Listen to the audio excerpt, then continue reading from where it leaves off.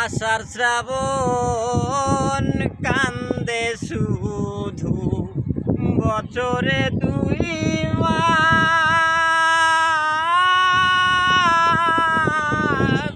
তোমার বিরহে কান্দি আমি বন্ধু বারো মাস। তোমারে করিতে সুখী নিজেরে কইরাছি দুঃখী, তবু কেন না আপন মন ভাঙো বারবার। মারো কাটো সব ইচ্ছা তোমার ও বন্ধু, মারো কাটো সব ইচ্ছা তোমার।